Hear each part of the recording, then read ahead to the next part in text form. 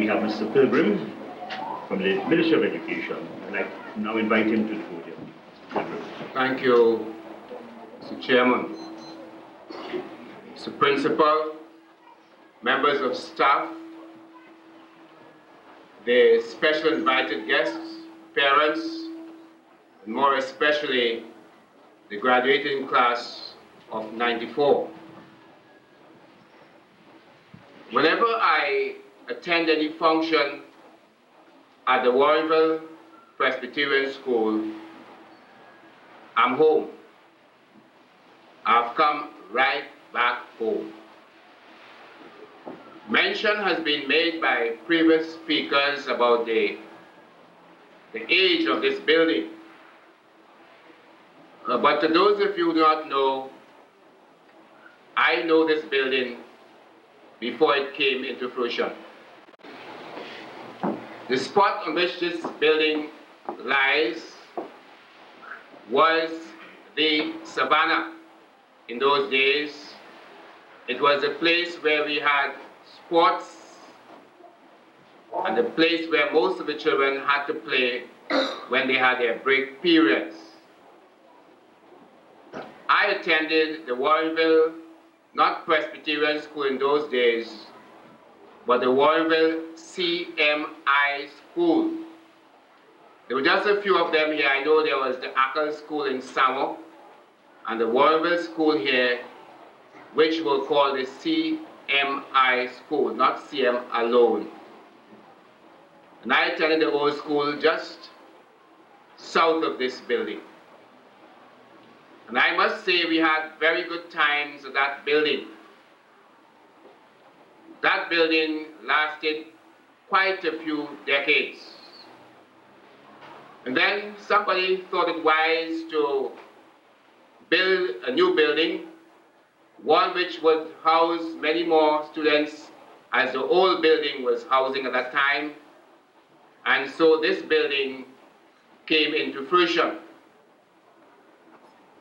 I also remember the very first principal who took leadership of this building, one of my better principals, Mr. Harold Lincoln Sugbir.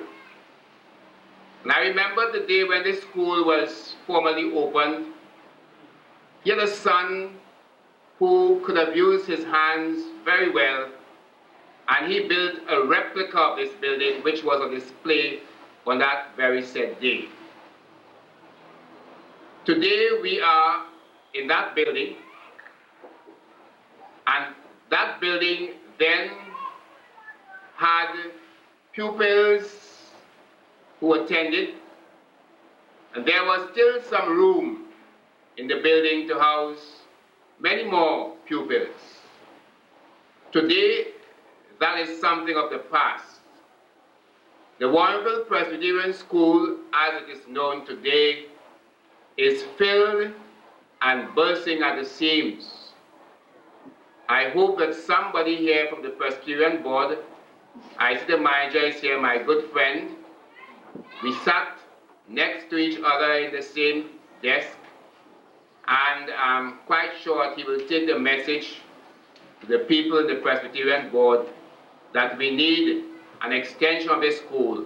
I wouldn't say a new school, but an extension of the Warrenville Presbyterian School. Today, my dear friends, we are here to celebrate the graduating exercise of the graduates of the Warrenville Presbyterian School for the nth time. And I must say I'm very happy to be part of this exercise. Fortunately for me, at this point in time, I happen to be the head of the Caroni Education Division. And no matter how much rain had fallen, no matter whether there was thunder or lightning, I had to be here because this is my alma mater. And I associate myself to whatever takes place in this institution. I want to look back in retrospect a bit. In the good old days, I heard the principal mention a while ago that yesterday this place was flooded. It was only for a day. When I lived at the back of this school, where the tamarind tree was, most of you would know the tamarind tree, we used to have flood for 3 days. 3 whole days. Now you're only having flood for 1 day, 1.5 days. Things have changed. But I must say to the people who are here this evening, especially the children, that you have come a long way. A very long way. And so this evening, as we come together to celebrate the graduate exercise of the class of 94, we all come here to celebrate your achievements. You would have heard the principal in his address stating the sort of results that Warrenville Presbyterian School has been having over the years. And I'm very happy about that. You see, there are some people who believe that Warrenville Presbyterian School is in the cane, the middle of the cane. I remember a certain principal who passed the school said that the children of Warrenville, they come from the cane belt and they go back to the cane belt. But I have news for him. The people of the cane belt, Warrenville Presbyterian School, if you take a check, you will see that we have people who have found themselves in every single walk of life. Every single walk of life. Doctors, lawyers, teachers, nurses, they all came from the Warrenville CM School then, and to a lesser extent, they were from the Warrenville Presbyterian School. To the graduates of 1994, you have gone to your secondary schools. And I want to let you know that you have to at all times be yourselves. You cannot be somebody else. There are some children who, when they go to secondary schools, especially if they have come from the country area, they try to pattern themselves after those kids from the city area. And they find themselves in great difficulties. I want to tell you that your parents cared for you. Your parents made sure that you came to school, they bought your books, and they made sure you studied and studied very hard. You might have been as lucky as some of the kids in the town area to go to school with Reeboks and Eligairs and the like. I'm sure some of you must have been to school with your sneakers. In our days, we had the gym boots. And when I attended Warrenville CM School, most of you would know that the majority of children in the school barefooted. Our parents weren't so financially viable to buy expensive shoes. We went to school barefooted. And we had to oil our feet every day with coconut oil. And our feet were shining. And in those days, we had 2 nice friends. One, Jigger. The next, Lice. And those were 2 very good friends. I remembered some of my friends who took those as their very personal friend. Their toes and so on were infested with the jiggers. But those same said people have made marks for themselves.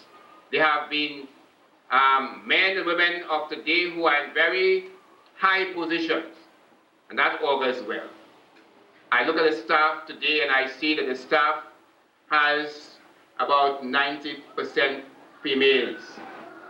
In our days, we had more males than females, but times have changed. As I told someone some time ago, in the not too distant future, all the teachers and principals of the schools will be females. Thank God for the few males. I know in my day when I attended the Warrenville CM School, and as children you must have mentors. You would have been in classes of teachers who taught you from the infant school right up to the standard 5 classes. And you must have had some mentor in your life, some teacher after whom you have patterned your life. I had one too, you know. I don't know if he's here. Wherever I go, you can hear me talk and boast of my mentor teacher. We used to call him in those days Teacher Surge Paul. His right name is Alexander Suchan, and he was my mentor. And I thought that a man like him, although he was not one of those teachers who came from homes that were of a wealthy nature, he came from a very poor home. But he burnt the midnight oil, and he studied hard, and he reached the point of school supervisor 3 in the Ministry of Education. I patterned my whole life after him. He reached the pinnacle of his sojourn in education, and I have reached my pinnacle too, because I have reached the highest part I can go, school supervisor 2. So you see, when you pattern yourselves after certain mentors and you work hard, you always reach where you are going. You are gone to secondary schools now. Be yourselves.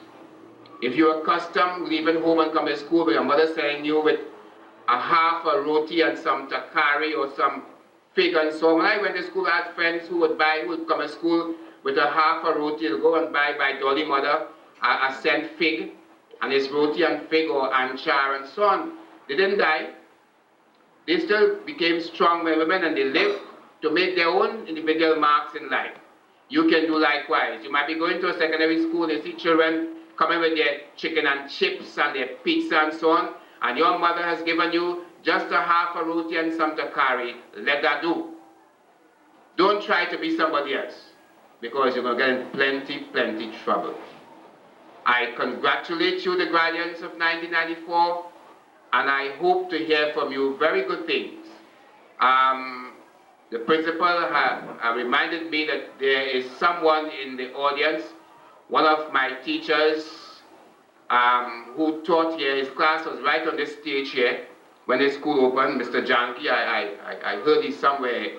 I haven't seen him for some time, but I heard he's in the audience.